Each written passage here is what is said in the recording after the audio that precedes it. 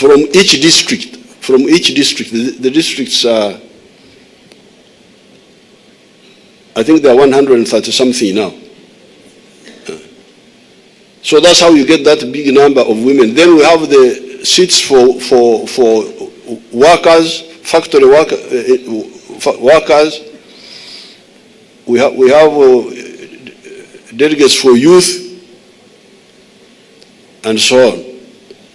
So this concept of representative government, the British brought it to us, and we liked it and expanded it. Separation of powers,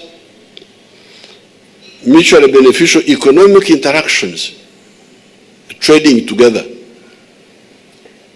So therefore, although we resisted the nonsense of imperialism, which we think is a backward practice, satanic, St. Paul calls it pagan. When we defeated colonialism, we said no, but some good things have come from these people. Let's keep them and let's stay together now as equal people, no longer as colonized and colonizer, but as brothers and sisters. This is how the Commonwealth comes. Hence, the Commonwealth. What was problematic could be converted into something beneficial. In the United Kingdom right now and for some time, there is an active branch of my tribe comprised of our former British teachers and their offsprings. I have my sub-tribe in UK. When I go there, I meet them. They are organized. The current chairperson of our branch is one of the daughters of our teacher, Mwalimu Sullivan, that was teaching us economics. The members of my tribal branch include Mr. Rema, our chemistry teacher, who taught so many of the present medical doctors that we have in Uganda, because many of the medical doctors study chemistry, and this Mr. Rema taught many of them who went through that area. Another member of our branch in the UK is Mr. Reeves, who was our organizer when I was an actor of modest fame in the play of The Murder in the Cathedral by Robert Bolt. So I was some sort of actor also.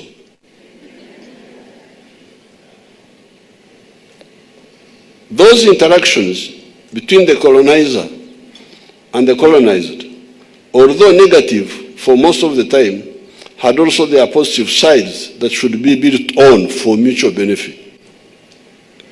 The problem, however, is the persistent philosophical, ideological, strategic shallowness and chauvinism of so many actors. This philosophical, ideological, and strategic shallowness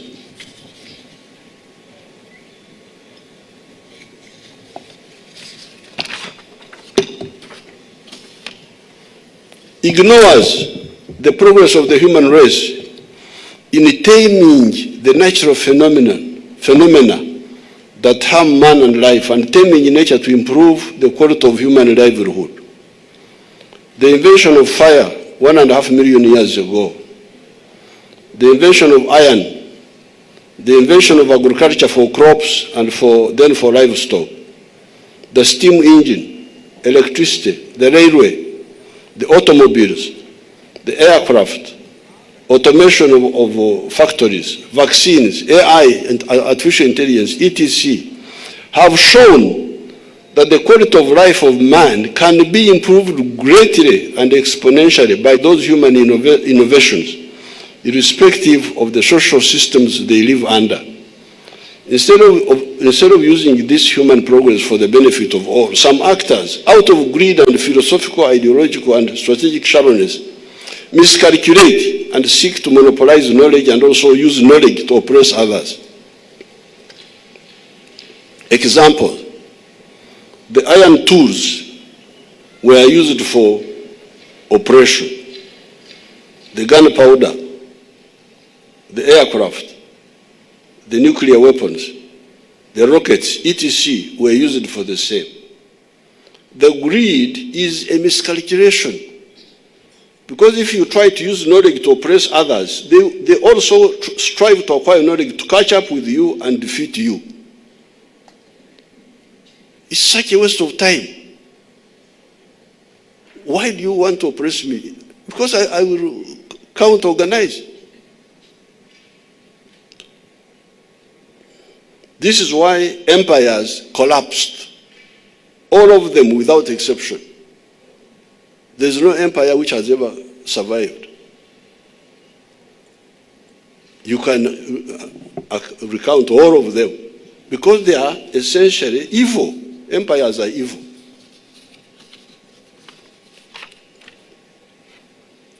When Huntington Speke came here in 1862, Africans in this area did not know much about gunpowder. When Huntington Speke here, we didn't know about gunpowder.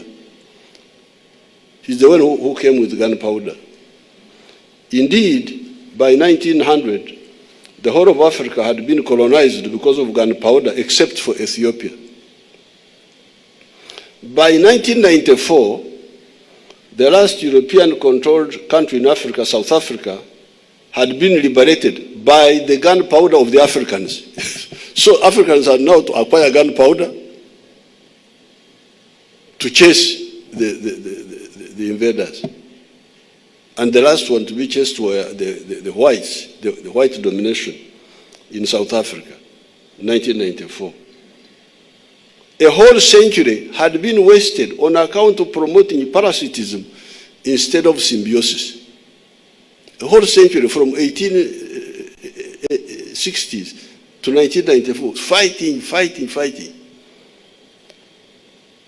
In the last 64 years, ever since 1960, our movement, initially by students, has been advocating for symbiosis instead of parasitism for actors within Uganda and outside.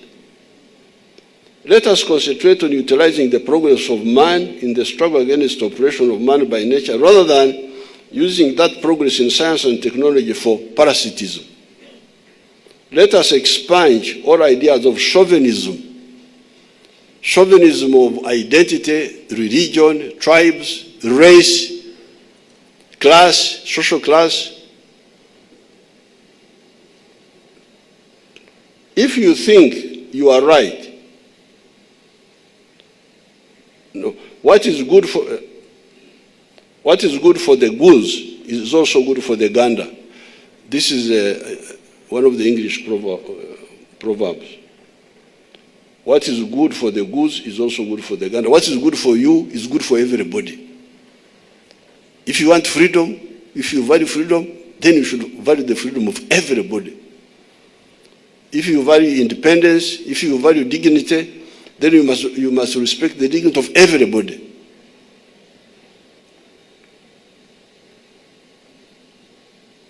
Stop manipulations and lectures to the societies that are different from yours.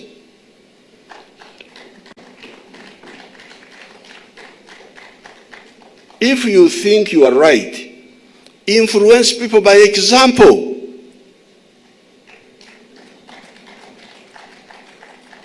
If you think you are right, influence people by example. In the book of Matthew, you know here we take Christians a bit seriously. So we believe in in the book of Matthew, chapter 5, verse 16, it says, "Let your light so shine before men that they see your good deeds and praise your Father in heaven." That's what it says. It doesn't say lecture people, do that. No, you do good things.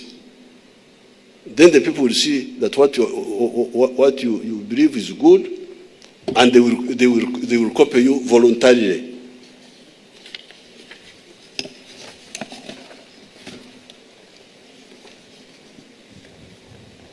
With this posture, the world will be peaceful and the progress will be rapid. The Pope failed to maintain Catholicism over Europe by force, in spite of the wasteful 30 Years' War and the Spanish Armada of 1588. You know, when Henry VIII of UK wanted to marry another woman, and then the Pope tried to dictate, and then there was a split. Then instead of saying, okay, if you want to leave Catholicism, you are free, the Pope tried to impose Catholicism, to maintain dominance of Catholicism in Europe by force. What was the result? 30 Years' War, the Spanish Armada. And he failed. He couldn't. He failed. Metternich of Austria-Hungary failed to stop the rise of capitalism and bourgeois ideology that had been started by the French Revolution in 1789. This man, Metternich, was a feudalist. So he saw the French Revolution as a threat. Then he thought he would stop it by war. And what was the result? Big problems for Europe. The Napoleonic Wars. The 14 intervention powers in Russia, when Russians took over, Russia was taken over by communists. Some countries wanted to stop communism by force, and they intervened. The 14 intervention powers in Russia failed to stop the spread of communism. Why fight ideas? They are beneficial. Adam Smith helped us by clarifying the ideas of the free market in his book, The Source of the Wealth of Nations of 1776, exposing the mistakes of the physiocrats and the bullionists. The former believed that agriculture is the only source of value, and the latter believed gold was the source of wealth. And Adam Smith helped the world greatly, and Europe in particular. Although the ideas of Adam Smith helped the free market by clarifying the role of specialization, division of labor, free enterprise and exchange, they had not, and maybe could not have done so, foreseen the limitation of their ideology when it came to aggregate demand and the role to be played by the state. That is how Maynard Keynes comes in after the capitalist crash of 1929. Yet Karl Marx had pointed out the importance of central planning.